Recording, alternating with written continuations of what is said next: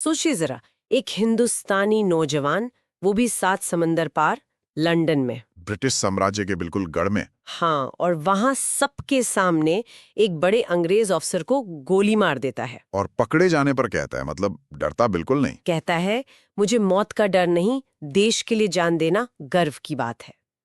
ये कोई फिल्मी कहानी नहीं है। नहीं, बिल्कुल नहीं, ये हकीकत है शहीद मदनलाल धींगरा की। और आज हम इन्हीं मदनलाल धींगरा और उनके उस हैरत अंगेज कदम पर गहराई से बात करेंगे। हाँ, जो भी जानकारी हमारे पास है उसके आधार पर यह समझने की कोशिश करेंगे कि कैसे अमृतसर का एक खाते पीते अंग्रेज प्रस्त परिवार का लड़का लंदन पहुंचता है इंजीनियरिंग पढ़ने, और वहां जाकर क्रांतिकारी बन जाता है। बिल्कुल। और क्यों उसने वो रास्ता चुना जिसने उसे इतिहास में हमेशा के लिए दर्ज कर दिया।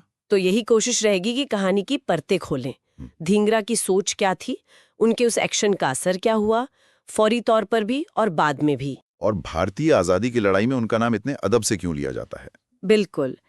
तो चलिए शुरू करते हैं मदनलाल धींगरा की बिल्कुल शुरुआत से, उनके परिवार, उनके बचपन से।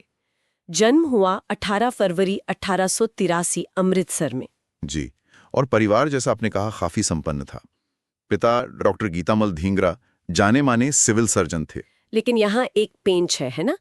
पिता तो अंग्रेजों के काफी वफादार माने जाते थे। हाँ बिल्कुल, वो सिर्फ सफल डॉक्टर नहीं थे, ब्रिटिश हुकूमत के काफी नजदीकी थे। उन्हें तो राय साहब का खिताब भी मिला हुआ था। अच्छा?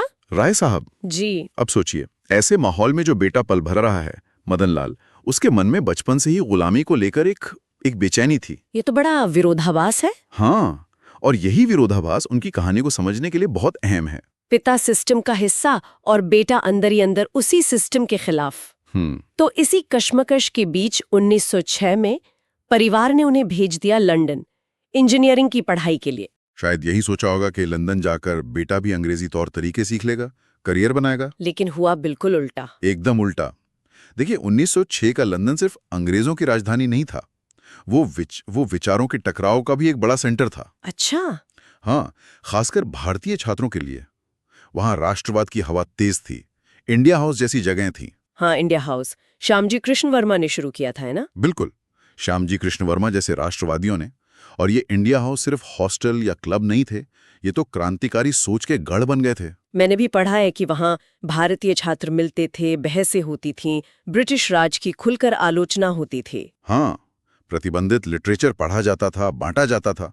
आज़ादी कैसे मिले, इस पर गर्म बहसें होती थी। और यहीं धींगरा की मुलाकात सावरकर से हुई। एकदम सही, विनायक दामोदर सावरकर।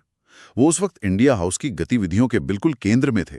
तेज तर्रार, प्रखर राष्ट्रवादी। और वो सशस्त्र क्रांति के समर्थक थे। प्रबल समर्थक। उनका मानना था कि अंग्रेज सिर्फ ताकत की भाषा समझते हैं।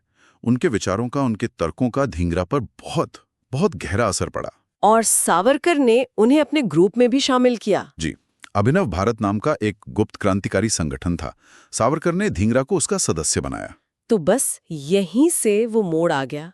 अमृतसर का छात्र अब पूरी तरह क्रांतिकारी बन गया। हाँ, इंजीनियरिंग की पढ़ाई तो जैसे पीछे छूट गई, देश की आजादी का जुनून सवार हो गया। ये सोचना भी अजीब लगता है, पिता अंग्रेजों के इतने करीब और बेटा लंदन में आकर उन्हीं अंग्रेजों के खिलाफ हथियार उठाने की सोचने लगा। ये उस माहौल का और उनकी अपनी जो सोच थी उसका नतीजा था।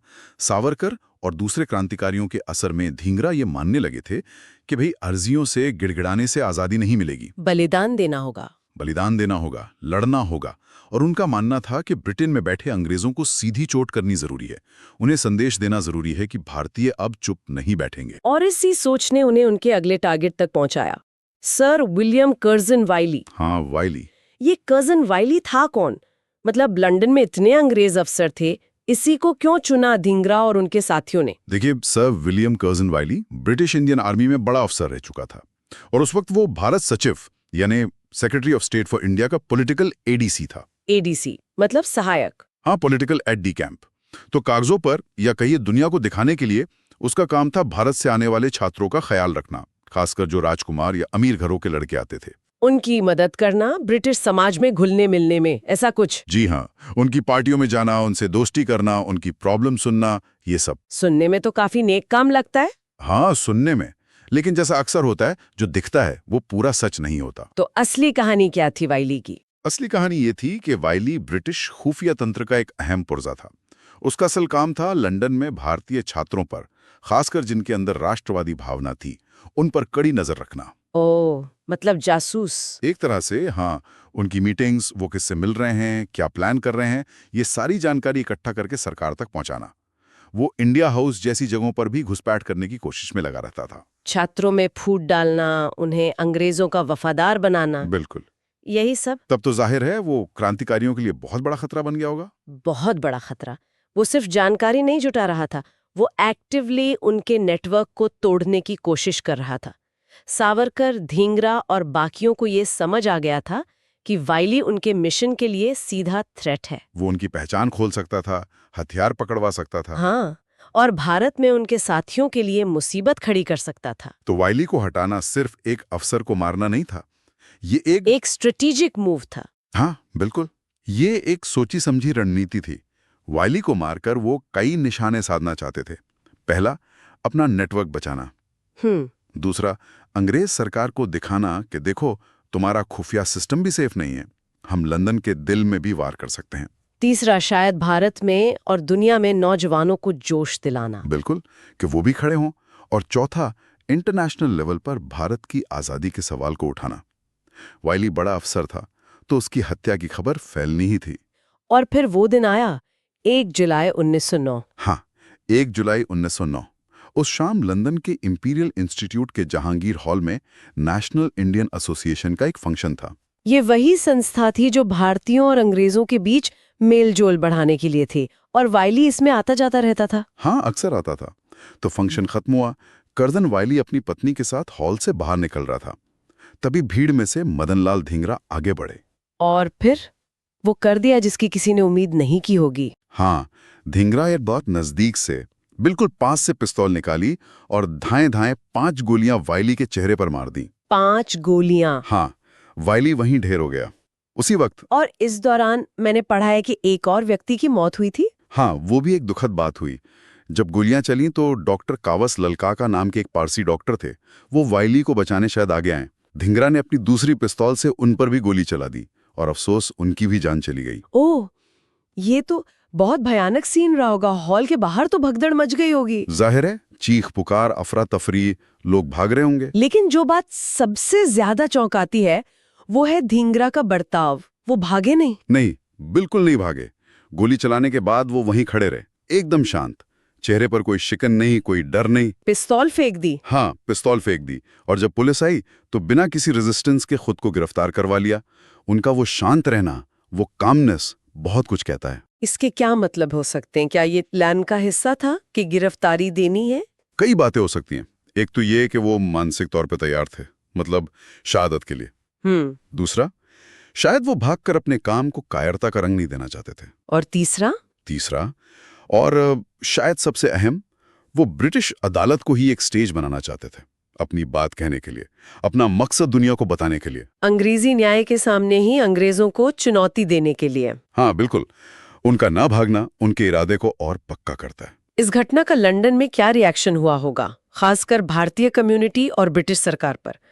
जाहिर है हड़कंप मच गया होगा। जबरदस्त हड़कंप। ब्रिटिश हुकूमत के लिए तो ये बहुत बड़ा शॉक था।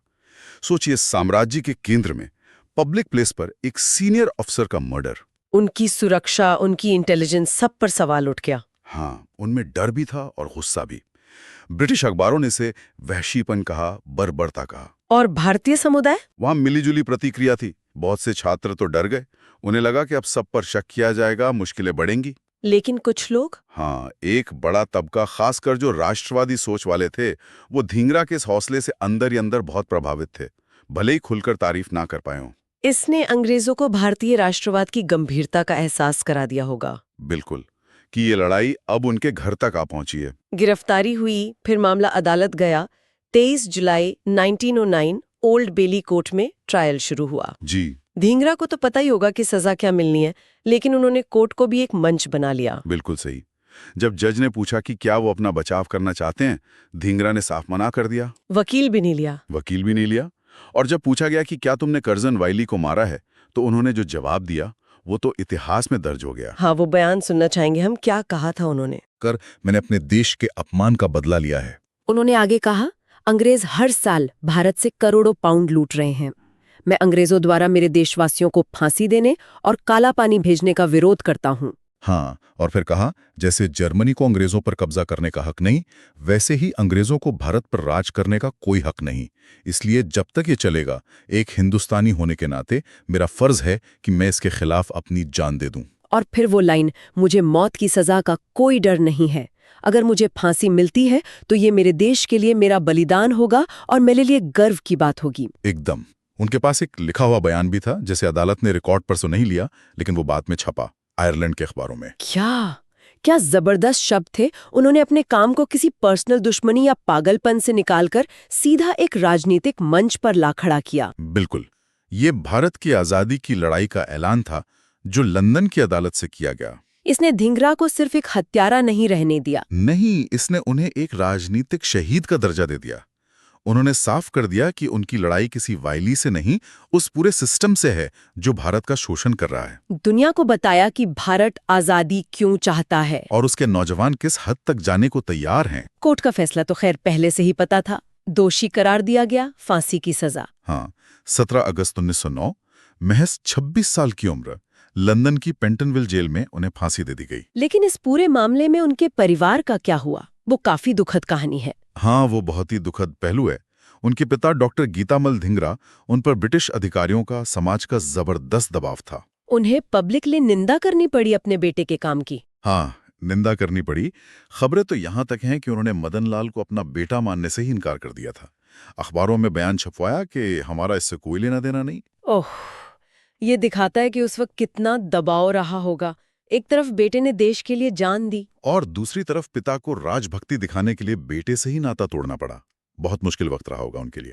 परिवार ने भले ही दूरी बना ली हो, मजबूरी में ही सही, लेकिन देश ने तो मदन लाल धिंगरा को अपना लिया। हाँ, पूरी तरह से।